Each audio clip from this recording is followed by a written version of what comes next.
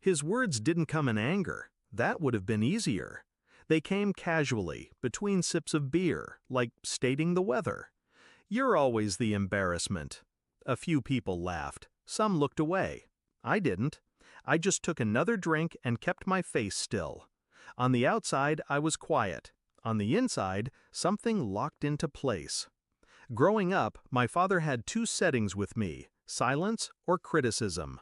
I was never enough. Too shy, too loud, too awkward, too weird for this family. It didn't start out cruel. When I was little, he'd make jokes about me being the odd one out. But by the time I was a teenager, the jokes had teeth.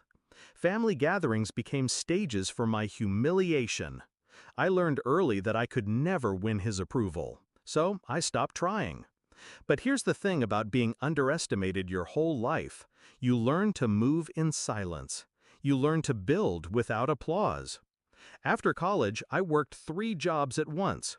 Small apartment, cheap food, every dime went into savings. He called me reckless, irresponsible, said I'd never last without his guidance. I didn't argue, I just kept going. Promotions, better pay, investments that multiplied while he was busy talking about his glory days. By the time I was 31, I had enough to buy the kind of house I used to dream about when I was a kid, lying in a room with peeling paint. The day I closed on it, I walked through empty rooms with sunlight spilling across polished floors. No one had given me this. No one had helped. It was mine. And that's when I decided exactly how they'd find out. The plan came together fast.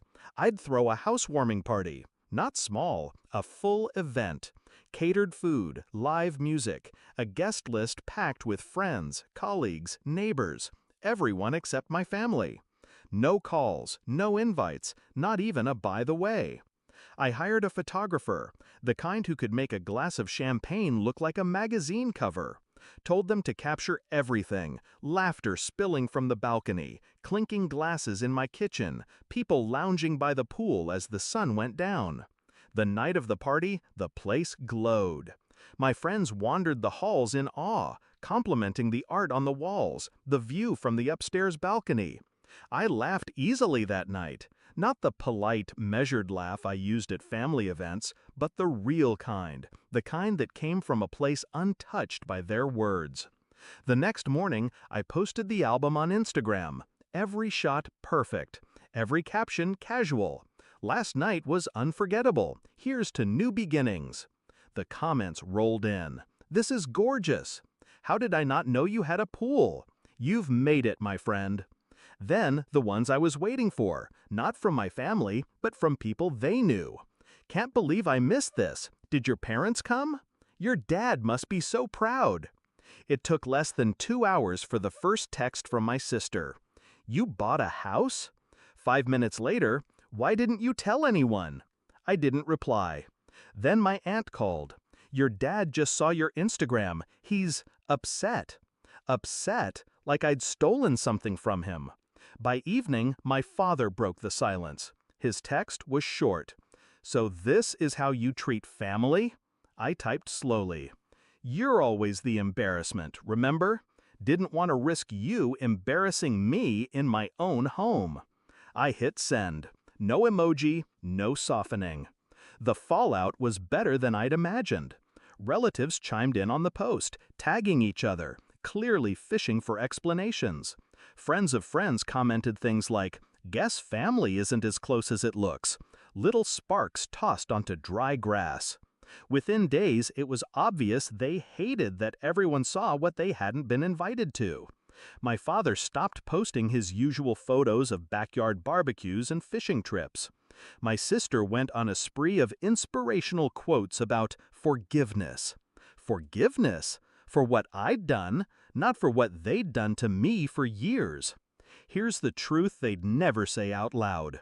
They liked having me small, easy to mock, easy to ignore. The sight of me thriving without them, of me choosing not to share it, was the real wound. Weeks later, a cousin called to check in. Really, she wanted the story. I kept my voice light. "Oh, it was just a small thing with friends. You know, the people who actually support me. She didn't call again. Sometimes revenge isn't fire and fury. Sometimes it's building a life they can't touch, then locking the door. And sometimes it's making sure the whole world sees who's on the inside and who isn't.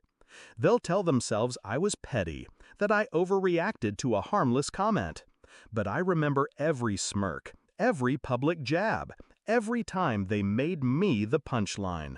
I remember the burn in my face when strangers laughed at my expense. This was just me setting the record straight. Now, when I walk through my house, there's a particular joy in knowing they've only seen it through a screen. They've scrolled past the photos